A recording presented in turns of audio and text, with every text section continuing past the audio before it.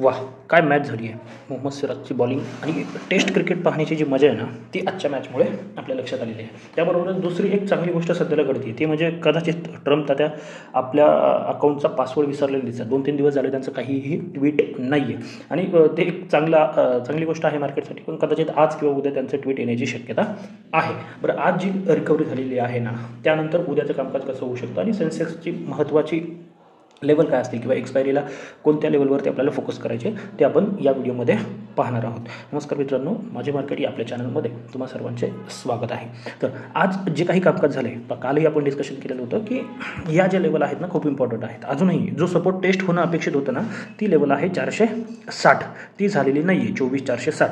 पण जो शुक्रवारचा लो होता 535च्या आसपास, तो डिफेंड झालेला आहे. आजचं ओपनिंग झालं, मार्केटने वरती जाण्याचा प्रयत्न केला, पण कंटिन्युअस मार्केटमध्ये सेलिंग होत आहे. त्या अपेक्षेप्रमाणे किंवा त्याप्रमाणेच हे एक शार्प सेलिंग आपण मार्केटमध्ये पाहिलं आणि त्यानंतर खूप फास्ट मुवमेंट नाही म्हणता येणार, परंतु स्लोली ना मार्केट वरती गेलं आहे आणि डे हायला जाऊन बंद झालेलं आहे. बरं, हे कशामुळे झालं तर सगळ्यात महत्त्वाचं आहे आय टीमध्ये आज एक चांगली मोठी मुवमेंट होती आणि त्या मुवमेंटमुळे आज मार्केट वरती जाताना, कारण का हे जर पाहिलं तुम्ही तर बँक निफ्टीमध्ये काही नाही. बँक निफ्टी या पद्धतीचं कामकाज आज दिवसभरामध्ये झालेलं आहे, जे देखील निफ्टी थोडी होईना परंतु वरती जाताना पाहिजे आणि आय टीलाच रिलायन्सची साथ मिळालेली आहे. आता उद्यासाठी ही साथ कायम राहते का किंवा काही प्रॉफिट बुकिंगचे संकेत आहेत का, हे आपण पाहणार आहोत. आता महत्त्वाची जी लेवल आहे उद्यासाठी, 2 लेवल खूप इम्पॉर्टंट आहेत. हा जो फॉल आलेला आहे म्हणजे इथून जे सेलिंग आलेलं आहे ना, त्यावरती फोकस करायचा आहे. म्हणजे याच्यावरती जर निघलो ना तर बऱ्यापैकी मार्केटमध्ये पॉझिटिव्ह बायस पुन्हा परत येण्याची शक्यता आहे. आणि ती लेवल कुठे येते तर ती येते 770. जोपर्यंत 24,770च्या वरती मार्केट सस्टेन करत नाही ना, तोपर्यंत बाईंग ॲग्रेसिव्ह बाईंग ज्याला म्हणतो ना, ते करणं थोडं धोकादायक असू शकतं. हां, इथे मार्केटने शेवटचा 1 तासभर जिथे घालवलेला आहे ना, ही लेवल इम्पॉर्टंट ठरू शकते की इथे मार्केटने बराच वेळ घालवला आणि हा ब्रेकआउट आला तर एक चांगली अपसाईड पाहायला मिळू शकते. मग अगदीच फ्लॅट ओपन झाले किंवा थोडंफार गॅप डाऊन, जे की 670च्या खाली नसावं, 680च्या खाली नसावं आणि मार्केट इथून पुन्हा वरती येऊन जर ही लेवल ब्रेक झाली 730ची, तर तुम्ही एक 60% क्वांटिटीने इथे ट्रेड प्लॅन करू शकता. याचं टार्गेट हे 775 ठेवा आणि 775च्या वरती मग उरलेले 40% तुम्ही ॲड करू शकता आणि अगदी सेफ ट्रेड करत असाल तर 775च्या वरतीच आपल्याला बाईंग पोझिशन क्रिएट करायची. त्यानंतरचं जे टार्गेट असू शकतं ते आहे 820. छोटेच टार्गेट 40, 50 पॉईंटच आहेत, पण ते का आहेत कारण का मार्केट त्या पद्धतीने वरती खूप सेलिंग प्रेशर मार्केटमध्ये पाहायला मिळत आहे. आणि त्यानंतर आहे 24,880. 24,880 ब्रेक झाल्याच्या नंतर 24,930. 50, 60. आपण नॉर्मली 100 पॉईंटचं टार्गेट विषयी चर्चा करतो, परंतु सध्या तशी परिस्थिती मार्केटमध्ये नक्की नाही आहे. त्याच्यामुळे आपण 40-50 पॉईंट हे पाहिजे तर तुम्ही बुक नका करू. इथे प्रॉफिट बुक करणं जरी नसेल जमेत ना, तरी इथून म्हणजे आता समजा 775ला 770ला आपण पोझिशन बनवतोय ना, 810, 815, 820पर्यंत मार्केट पोहोचतोय ना, तुम्हाला प्रॉफिट बुक नाही करता आला तरी ॲटलिस्ट कॉस्टला SL घेऊन येणं गरजेचं आहे. हे लेवल याच्यासाठी इम्पॉर्टंट आहे की तिथे तुम्हाला कॉस्टला SL घेऊन येता आलं पाहिजे. मग या अपसाईडच्या लेवल आहेत. आता डाऊनसाईड कशा पद्धतीने होऊ शकते, ही एक रिकव्हरी आपण म्हणू शकतो आणि त्यात काय झालं, इथे एक रेजिस्टन्स आहे. मग काय होईल, जर मार्केट वरती जाण्याचा प्रयत्न नाही केला, पुन्हा एक सेलर्स ॲक्टिवेट झाले, तर या पद्धतीचा एक फॉल आपल्याला पाहायला मिळू शकतो. मग ही लेवल खूप इम्पॉर्टंट ठरणार आहे त्याच्यासाठी. ती लेवल आहे 24,660. जसं 24,660-670 ही लेवल ब्रेक होणार आहे ना, तर एक फॉल पाहायला मिळू शकतो आणि त्याच्यामध्ये हेवी सेलिंग पाहायला मिळेल. जर गॅप डाऊनच झालं किंवा पहिलीच कॅन्डल खाली गेली तर थोडं क्रिटिकल असेल, परंतु फ्लॅट ओपन होतं आहे, थोडा वेळ सस्टेन करतं आहे आणि नंतर जर 24,660 ब्रेक होतं ना, तर मार्केट पुन्हा हा जो लो आहे आणि रादर जो महत्त्वाचा सपोर्ट आहे 24,460 हा टेस्ट करायला सुद्धा जाऊ शकतो. मग पहिलं 660 ब्रेक झाल्याच्या नंतर 620 दुसरी लेवल आहे, त्यानंतर 540 आहे आणि त्यानंतर 460 आहे. या लेवल म्हणजे सायकोलॉजिकल लेवल आहे 24,500.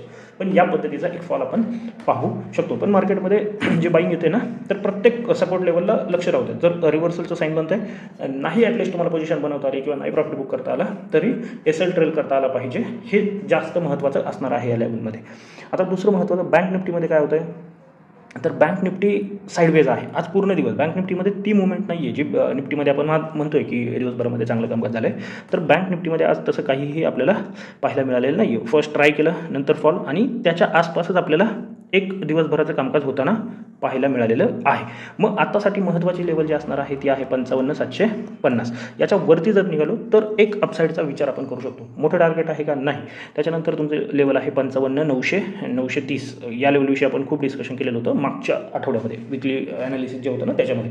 म्हणून मग 55,900, 930 जर ती लेवल निघते आहे तर मग तुम्ही 56,200 पर्यंतचा प्रवास पाहू शकता. कारण का मध्ये जास्त काही नाही आहे. मग 56,200 पर्यंतचा प्रवास आपण अपसाईडला पाहू शकतो. आता डाऊन साईड कुठे आहे?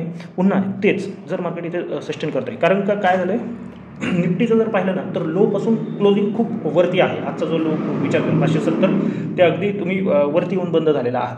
पण तसं बँक निफ्टीमध्ये नाही आहे. लो अगदी 440 पर्यंत आहे आणि तो एक छोटासा वीक होता. पण ॲक्च्युअल लो जर तुम्ही इथं पकडला 500च्या आसपास तर फक्त 150-200 पॉईंटच आपण वरती आहोत बँक निफ्टीसारख्या इंडेक्समध्ये. त्याच्यामुळे जर मार्केट फ्लॅट ओपन होऊन सस्टेन करून जर ब्रेकडाऊन येतो आहे आणि जर तुम्हाला पुन्हा एकदा 55,500 ब्रेक होताना पाहायला मिळतं आहे तर एक चांगली डाऊन साईड आपल्याला पाहायला मिळू शकते. त्यामध्ये 55,250 हे एक टार्गेट असेल. 250-300 पकडून झाला.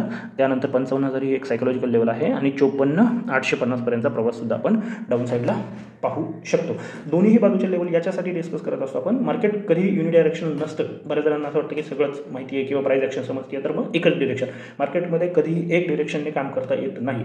तुम्ही लॉंग टर्ममध्ये जर काम करत असाल तर तुम्ही एखाद्या स्टॉकचं ॲनालिसिस करून ठरवू शकता की पुढच्या वर्षभरामध्ये, पुढच्या एका क्वार्टरमध्ये मार्केटचं हे डिरेक्शन असू शकतं. निफ्टीसाठीही तुम्ही करू शकता, बँक निफ्टीसाठीही करू शकता. पण ज्यावेळेस आपण इंट्राडे किंवा अगदी वीकली काम करत असतो ना, एका आठवड्यापुरतं काम करत असतो, त्यावेळेस तुम्हाला दोन्ही बाजू म्हणजे सपोर्ट आणि रेजिस्टन्स दोन्हीवरती हे फोकस करावा लागतो. नाही तर काय होतं, जो इगो येतो ना आपल्याला की नाही मला समजलं पाहिजे आणि एकच डिरेक्शन पकडून, तर तसं होत नसतं. म्हणून हे लक्षात ठेवा, रेजिस्टन्स आणि सपोर्ट दोन्हीही तेवढेच महत्त्वाचे असतात.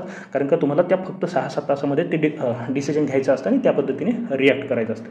आता उद्या ज्याची एक्सपायरी आहे ते एक महत्त्वाचं आहे. उद्या एक चांगली संधी सेन्सेक्समध्ये आपल्याला मिळू शकते. का सेन्सेक्समध्ये एक चांगली अपॉर्च्युनिटी बनण्याचं कारण काय आहे, हा जो रेजिस्टन्स आपण इथे पाहतोय त्याहीपेक्षा थोडं जर तुम्ही अजून 1 मिनिट जर हा हाय पाहिला ना तर तो हाय तुमचा जातो आहे 81,300 पर्यंत. आणि जर तुम्ही इथून एक ट्रेंड लाईन या पद्धतीने ड्रॉ केली आणि या पद्धतीचं कामकाज आपल्याला हा लो जर कनेक्ट केला, 5 मिनिटाचाच आहे, 15 मिनिटावरती तुम्हाला अजून क्लिअर दिसेल.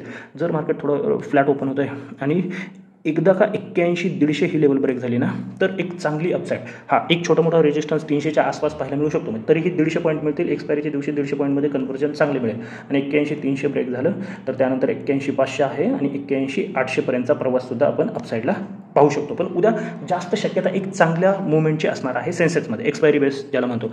आणि खाली ही जी लेवल आहे महत्त्वाची, म्हणजे अगदीच इथपर्यंत नाही, इथे सुद्धा तुम्ही एक ट्रेड प्लॅन करू शकता. 81,900 जर ब्रेक होत आहे तर तुम्ही ट्रेड प्लॅन करू शकता. पण जसं मग सांगितलं, इथे तुम्ही 50% क्वांटिटी ॲड करा आणि बाकी 81 म्हटलं, इथे मी 80 आहे, 80,800 ब्रेक होताना उरलेल्या क्वांटिटी तुम्ही ट्राय करू शकता. आणि मग त्यानंतर हा लो टेस्ट व्हायला तुम्हाला जाताना पाहायला मिळेल. 80,500 आहे आणि जर ती लेवलच ब्रेक होताना पाहायला मिळेल तर मग एक एक्सपायरी मुवमेंट 200 ते 300 पॉईंट अजूनही त्याच्याखाली जाऊन 80-200 पर्यंतचा प्रवाससुद्धा आपण सेन्सेक्समध्ये पाहू शकतो. उद्या सेन्सेक्समध्ये एक्सपायरीला एक चांगली संधी मिळेल. फक्त सकाळी ओपनिंग नंतर दोन्ही जर प्रीमियम कमी होत असतील ना तर ॲटलिस्ट 12:30 ते 1 पर्यंत वाट पाहायची. लक्षात घ्या, हा काळ जरी आपल्याला थोडं वाटत असला 9 ते 12:30, 1 म्हणजे 3-3.5 तासाचा काळ आता बोलताना छोटं वाटतं, पण ज्यावेळेस आपण लाईव्हमध्ये काम करत असतो ना हे वाटतं की खूप वेळ झाले, मी ट्रेडच घेतले नाही. पण तरीही स्वतःला थांबवण्याचं काम आहे. आणि 12:30-1 नंतर मग ज्यावेळेस प्रीमियम अगदीच इरोजन होईल त्यावेळेस एक छोट्या प्रीमियमचा 30-35चा तुम्ही कोणताही कॉल किंवा पुट